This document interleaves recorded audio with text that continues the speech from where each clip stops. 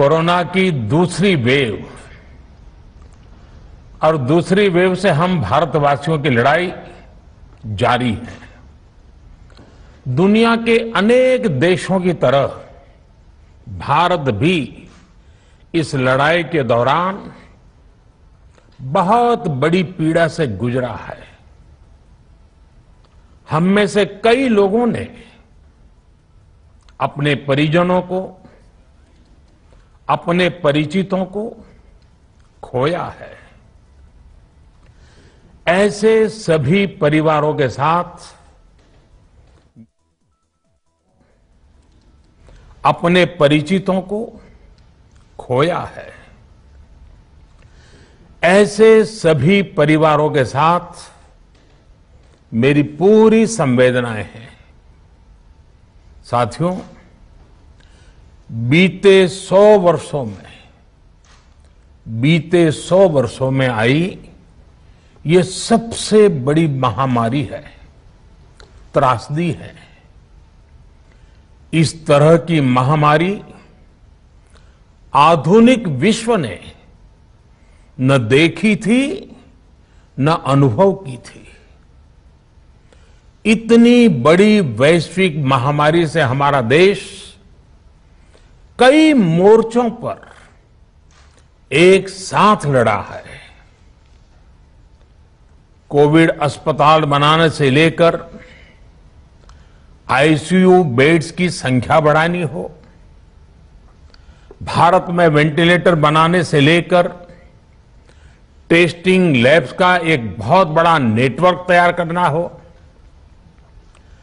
Covid से लड़ने के लिए बीते 1.25 साल में ही देश में एक नया हेल्थ इंफ्रास्ट्रक्चर तैयार किया गया है। सेकंड वेव के दौरान अप्रैल और मई के महीने में भारत में मेडिकल ऑक्सीजन की डिमांड अकल्पनीय रूप से बढ़ गई थी। भारत के इतिहास में कभी भी इतनी मात्रा में मेडिकल ऑक्सीजन की जरूरत कभी भी महसूस नहीं की गई।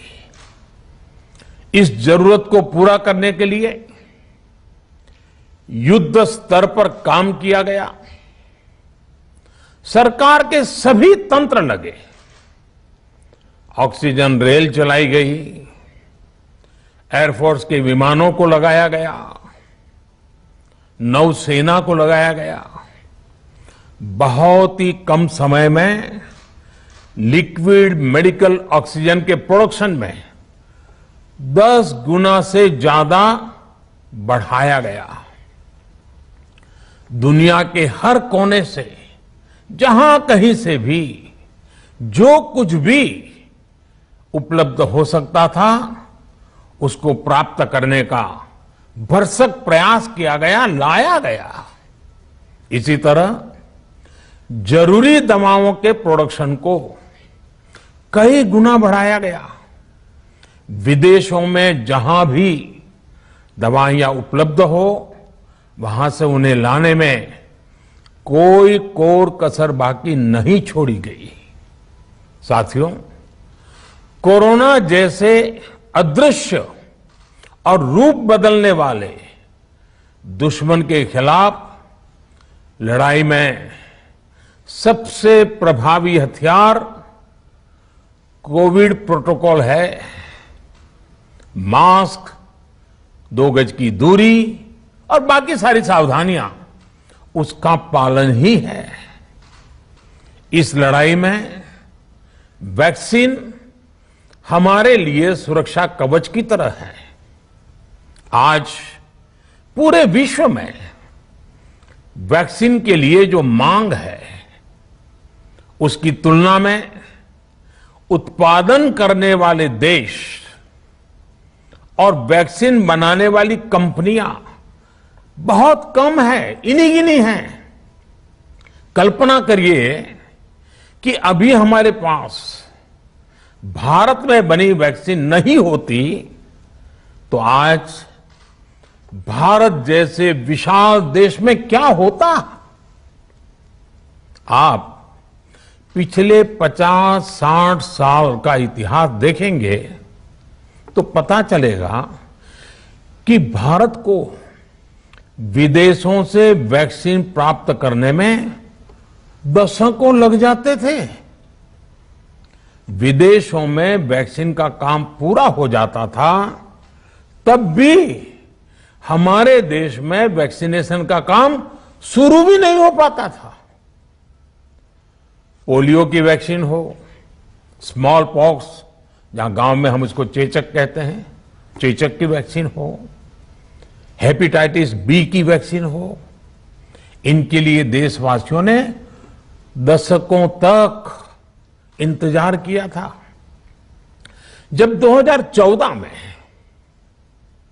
देशवासियों ने हमें सेवा का अवसर दिया तो भारत में वैक्सीनेशन का कवरेज 2014 में भारत में वैक्सीनेशन का कवरेज सिर्फ 60% के आसपास था, 60% के आसपास था। और हमारी दृष्टि में यह बहुत चिंता की बात थी।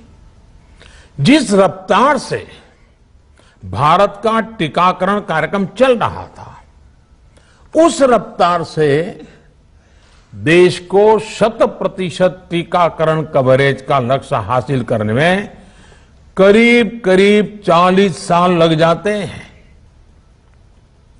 हमने इस समस्या के समाधान के लिए मिशन इंद्रधनुष को लॉन्च किया। हमने तय किया कि मिशन इंद्रधनुष के माध्यम से युद्ध स्तर पर वैक्सीनेशन किया जाएगा और देश में जिसको भी वैक्सीनेशन की जरूरत है उसे वैक्सीन देने का प्रयास होगा। हमने मिशन मोड में काम किया और सिर्फ 5-6 साल में ही वैक्सीनेशन कवरेज 60% से बढ़कर 90% से भी ज्यादा हो गई। 60 से 90, यानी हमने वैक्सीनेशन की स्पीड भी बढ़ाई और दायरा भी बढ़ाया। हमने बच्चों को कई जानलेवा बीमारियों से बचाने के लिए कई नए टीकों का भी भारत के टीकाकरण अभियान का हिस्सा बना दिया। हमने इसलिए किया क्योंकि हमें हमारे देश के बच्चों की चिंता थी, गरीब की चिंता थी, गरीब के उन बच्चों की चिंता थी जिन्हें कभी टीका लग ही नहीं पाता था। हम 100% टीकाकरण कवरेज की तरफ बढ़ रहे थे कि कोरोना वायरस ने हमें घेर लिया। देश ही नहीं, दुनिया के सामने फिर पुरानी आशंकाएं घिरने लगी कि अब भारत कैसे इतनी बड़ी आबादी को बचा पाएगा।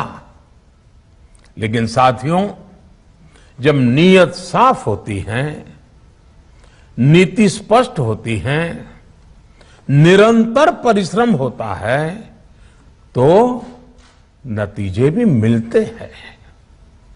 हर आशंका को दरकिनार करके भारत ने 1 साल के भीतर ही एक नहीं बल्कि 2 made in India vaccine launch कर दी। हमारे देश ने, देश के वैज्ञानिकों ने ये दिखा दिया कि भारत बड़े बड़े देशों से पीछे नहीं है। आज जब मैं आपसे बात कर रहा हूं तो देश में 23 करोड़ दी जा चुकी है। 23 करोड़। साथियों, हमारे यहां कहा जाता है विश्वासेन सिद्धि ही, विश्वासेन सिद्धि ही, अर्थात हमारे प्रयासों में हमें सफलता तब मिलती है जब हमें स्वयं पर विश्वास होता है। हमें पूरा विश्वास था कि हमारे वैज्ञानिक बहुत ही कम समय में वैक्सीन बनाने में सफलता हासिल कर लेंगे। इसी विश्वास के चलते जब हमारे वैज्ञानिक अपना रिसर्च वर्क कर ही रहे थे, तभी हमने लॉजिस्टिक्स और दूसरी तैयारियां शुरू कर दी थी। आप सब भली भांति जानते हैं कि पिछले साल यानी 1 साल पहले, पिछले साल अप्रैल में जब कोरोना के कुछ ही हजार केस थे, उसी समय वैक्सीन टास्क फोर्स का गठन कर दिया गया था। भारत के लिए वैक्सीन बनाने वाली कंपनियों को सरकार ने हर तरह से सपोर्ट किया। वैक्सीन निर्माताओं को क्लिनिकल ट्रायल में मदद की गई। रिसर्च और डेवलपमेंट के लिए जरूरी फंड दिया गया। हर स्तर पर सरकार उनके साथ कंधे से कंधा मिलाकर चली। आत्मनिर्भर भारत पैकेज के तहत मिशन कोविड सुरक्षा के माध्यम से भी उन्हें हजारों करोड़ रुपए उपलब्ध कराए गए। पिछले काफी समय से देश लगातार जो प्रयास और परिश्रम कर रहा है, उससे आने वाले दिनों में वैक्सीन की सप्लाई और भी ज्यादा बढ़ने वाली है। आज देश में 7 कंपनियां विभिन्न प्रकार की वैक्सीन का प्रोडक्शन कर रही है। 3 और वैक्सीन का ट्रायल भी एडवांस स्टेज पे चल रहा है। वैक्सीन की उपलब्धता बढ़ाने के लिए दूसरे देशों की कंपनियों से भी वैक्सीन खरीदने की प्रक्रिया को तेज किया गया है। इधर हाल के दिनों में कुछ एक्सपर्ट्स द्वारा हमारे बच्चों को लेकर भी चिंता जताई गई है। इस दिशा में भी 2 वैक्सीन का ट्रायल तेजी से चल रहा है। इसके अलावा अभी देश में एक नेजल वैक्सीन पर भी रिसर्च जारी है। इसे सिरिंज से न देकर नाक में स्प्रे किया जाएगा। देश को अगर निकट भविष्य में इस वैक्सीन पर सफलता मिलती है, तो इससे भारत के वैक्सीन अभियान में और ज्यादा तेजी आएगी। साथियों, इतने कम समय में वैक्सीन बनाना अपने आप में पूरी मानवता के लिए बहुत बड़ी उपलब्धि है, लेकिन इसकी अपनी सीमाएं भी हैं। वैक्सीन बनने के बाद भी दुनिया के बहुत कम देशों में वैक्सीनेशन प्रारंभ हुआ और ज्यादातर समृद्ध देशों में ही शुरू हुआ। WHO ने वैक्सीनेशन को लेकर गाइडलाइंस दी।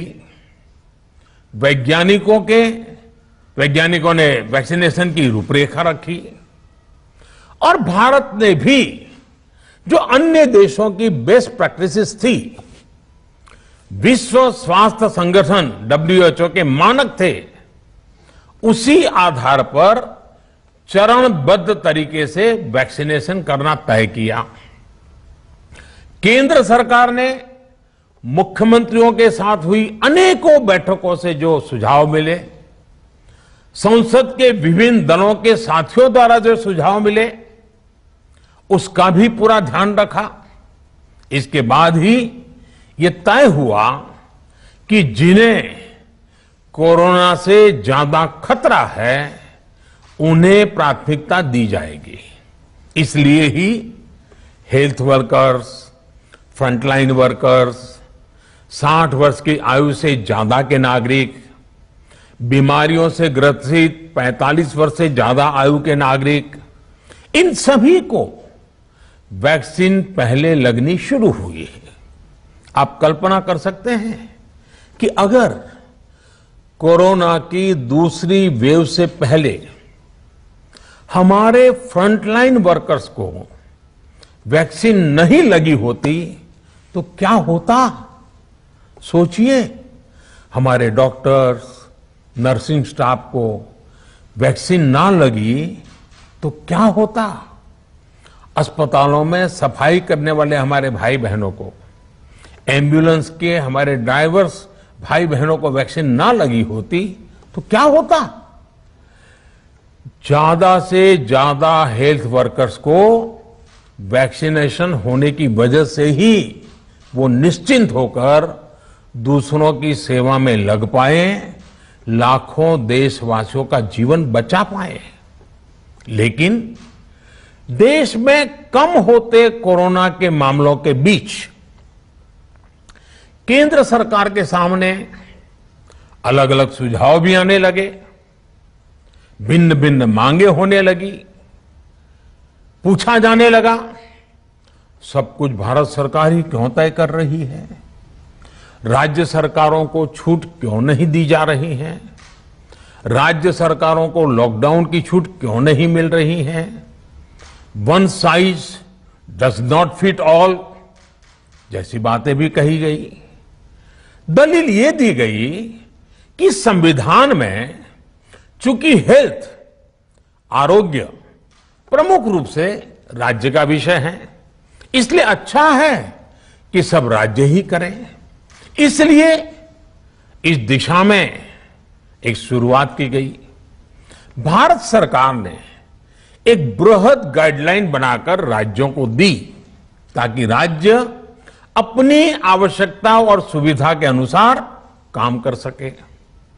स्थानीय स्तर पर कोरोना कर्फ्यू लगाना हो, माइक्रो कंटेनमेंट जोन बनाना हो, इलाज से जुड़ी व्यवस्थाएं हो, भारत सरकार ने राज्यों की इन मांगों को स्वीकार किया।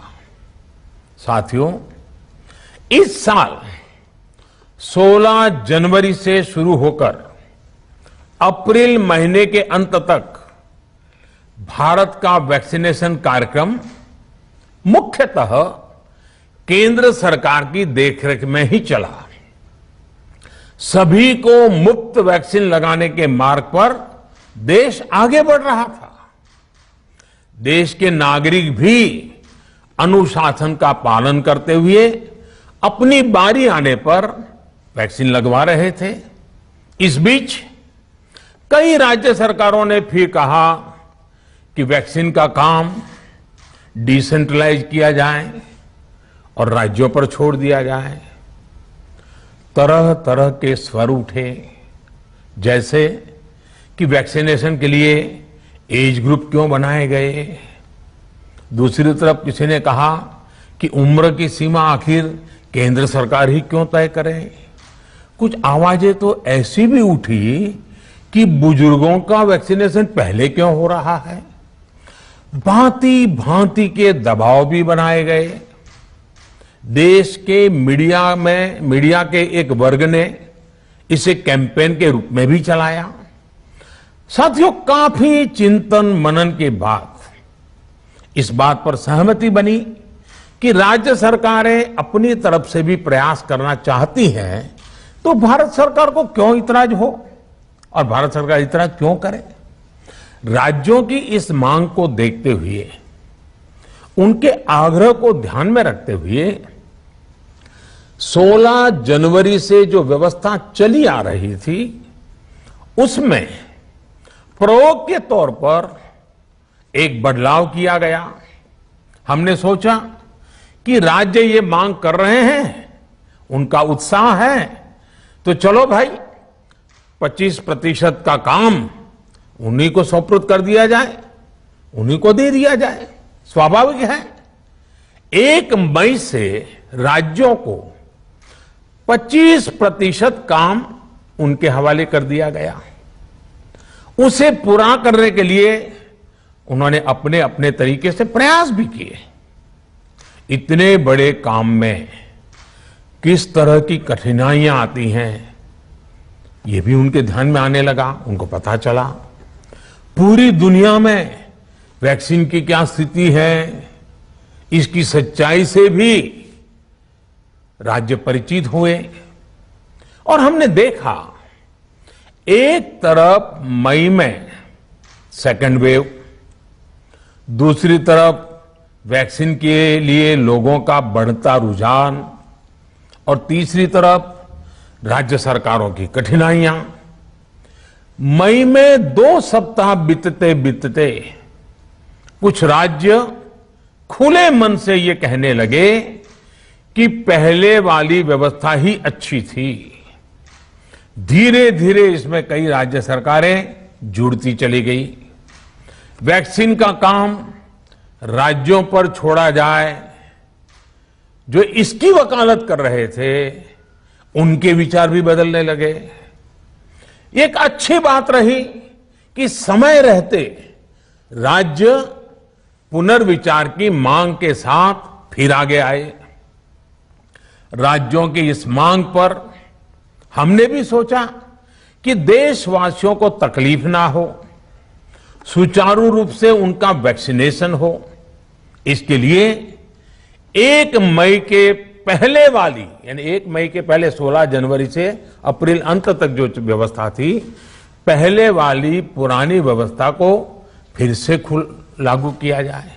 साथियों, आज ये निर्णय लिया गया है कि राज्यों के पास वैक्सीनेशन से जुड़ा जो 25% काम था, उसकी जिम्मेदारी भी भारत सरकार उठाएगी। ये व्यवस्था आने वाले 2 सप्ताह में लागू की जाएगी। इन 2 सप्ताह में केंद्र और राज्य सरकारें मिलकर नई गाइडलाइंस के अनुसार आवश्यक तैयारी कर लेंगी। संयोग है कि 2 सप्ताह बाद 21 जून को ही अंतर्राष्ट्रीय योग दिवस भी है। 21 जून सोमवार से देश के हर राज्य में 18 वर्ष से ऊपर की उम्र के सभी नागरिकों के लिए भारत सरकार राज्यों को मुफ्त वैक्सीन मुहैया कराएगी। वैक्सीन निर्माताओं से कुल वैक्सीन उत्पादन का 75% हिस्सा भारत सरकार खुद ही खरीदकर राज्य सरकारों को मुफ्त देगी। यानी देश की किसी भी राज्य सरकार को वैक्सीन पर कुछ भी खर्च नहीं करना होगा। अब तक देश के करोड़ों लोगों को मुफ्त वैक्सीन मिली है। अब 18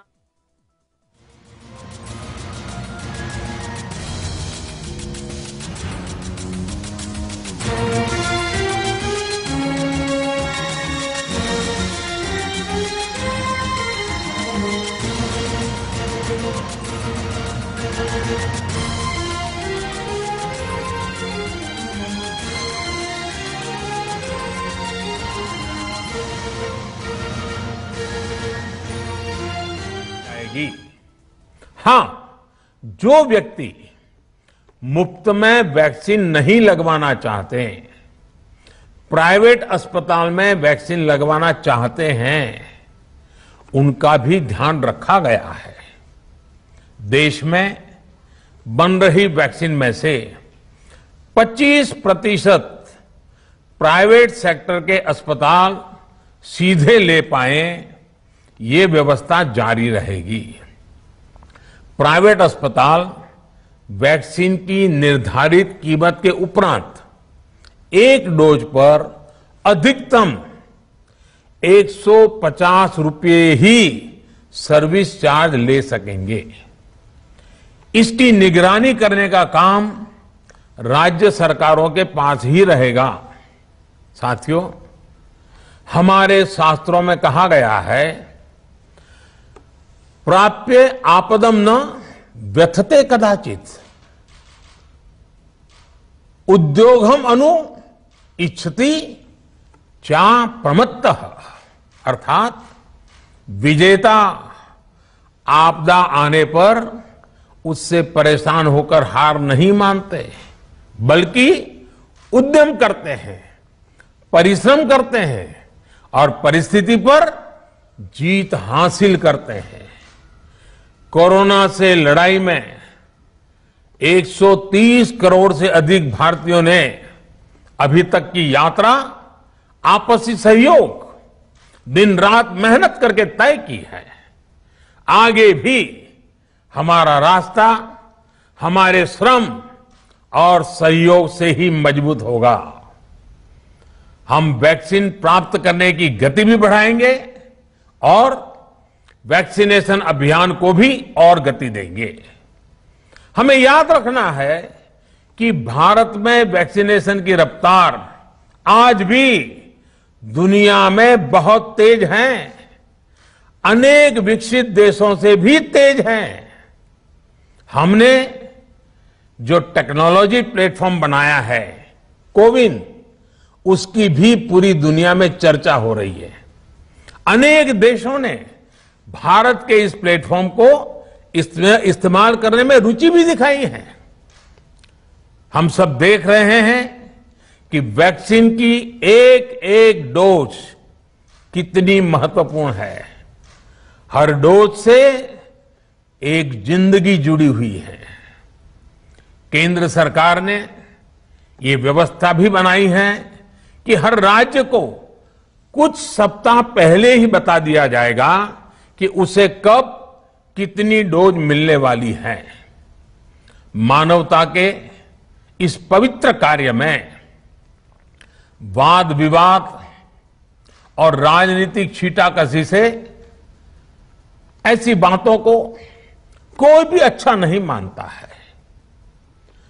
वैक्सीन की उपलब्धता के अनुसार पूरे अनुशासन के साथ वैक्सीन लगती रहे, देश के हर नागरिक तक हम पहुंच सके, ये हर सरकार, हर जनप्रतिनिधि, हर प्रशासन की सामूहिक जिम्मेदारी है।